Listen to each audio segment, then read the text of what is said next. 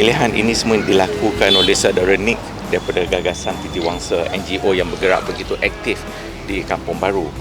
Jadi apabila mereka menjemput saya untuk datang ke program ini, yang menderma adalah Yayasan Ihsan, saya datanglah sebagai pengurusi Perbadanan Kampung Baru di sini. So dia ada 60 orang penerima tadi, 40 daripada yang biasa, yang 20 lagi daripada golongan special needs, termasuklah yang bisu dan pekak. Itulah dia, mereka semuanya daripada orang Kampung Baru. Yang orang yang bukan OKU ini semuanya datang keliling sini. Yang 20 yang special ni daripada sekitar, tapi semuanya Kampung Baru.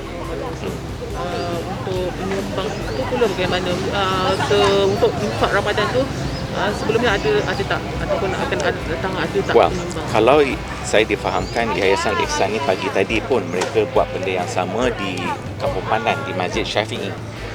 Tapi bagi pihak PKB, kami menerima berbagai surat permohonan untuk sumbangan untuk kita adakan majlis-majlis begini. Dan so far, setakat ini kita dah 3 hari, dah 2 kali dah PKB buat. Dan saya yakin berlandaskan permohonan sumbangan yang kami telah pun luluskan akan jadi lebih ramai. Ya, penerima ini termasuklah majlis-majlis Ramadan lain seperti buat bubur lambuk, rumah lain-lain. Hari ini sumbangannya apa yang diberikan tadi? Yang saya tahu tadi makanan-makanan kering, macam beras lah, minyak masak dan makanan ruji Malaysia, Maggi. Maggi ni makanan ruji. Lepas tu kurma dan juga ayam fresh tadi ni kan. Benda macam tu. Kadang-kadang Datuk sendiri bila ada pihak ataupun badan korporat, usahawan yang turun pada membantu, especially orang-orang golongan LKU di Kampung Baru ni, mungkin apa pandangan? Saya amat alu-alukan lah buat sementara ni. Mungkin mereka buat berjalan dengan sendiri, saya tak tahu, tapi saya tak pula dengar. Tetapi ada yang macam pagi ni dan ada 2-3 orang korporat yang memang orang Kampung Baru. Saya tahu secara peribadi mereka sentiasa buat program-program kemasyarakatan macam ini. Jadi saya amat mengalu-alukan lah sumbangan daripada mana-mana saja badan korporat yang untuk membantu mengimarakkan ibadah Ramadan ini dengan memberi sumbangan. Itu. Okay. Thank you very much. Thank you. Assalamualaikum. Selamat Ramadan. Terima kasih di atas kesempatan ini. Pagi ini tim kami #InfakIhsan telah turun ke Padang pada 3 Ramadan untuk menyampaikan infak kepada golongan asnaf, dan di yang pertama, tempat lokasi kita yang pertama ialah di Masjid Al-Imam Asy-Syafi'i. Tadi kita ada di sana. Kita telah menyampaikan lebih kurang dalam 60 orang, dan mereka itu semua adalah yang telah dipilih oleh Karya Masjid sendiri. Mereka adalah penduduk setempat di sekitar kawasan Taman Maluri, Kampung Pandan, dan kita juga telah menyampaikan sumbangan sedikit berupa wang ringgit kepada masjid di atas untuk menampung kos penyelenggaraan, sebab 2-3 hari sebelum tu mereka telah dilanda musibah atap kubah terbang dalam lebih kurang dalam pukul 6.30 petang. Waktu tu sebelum tarawih. Alhamdulillah, nasib baik kalau tidak kalau waktu tarawih itu memang akan kena jemaah lah, tapi insya-Allah masjid rumah Allah sentiasa diberkati, maka kita semua dilindungi.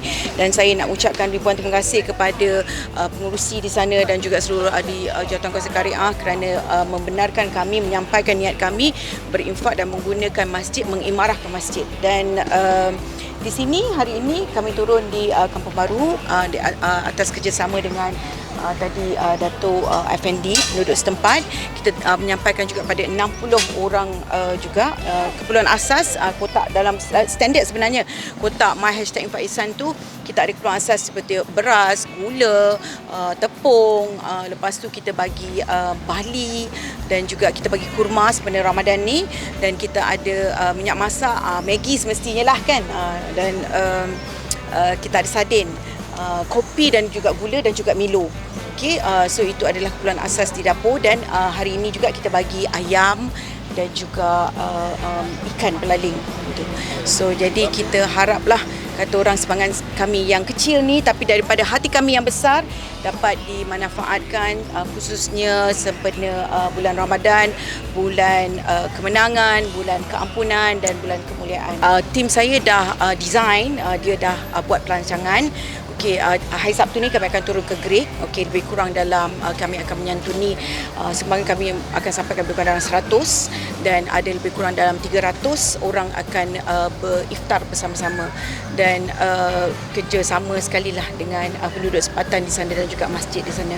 Dan seterusnya kami akan pergi ke turun ke selatan, ke Negeri Sembilan, ke Melaka dan juga sampai ke Johor dan selepas tu kami balik Central.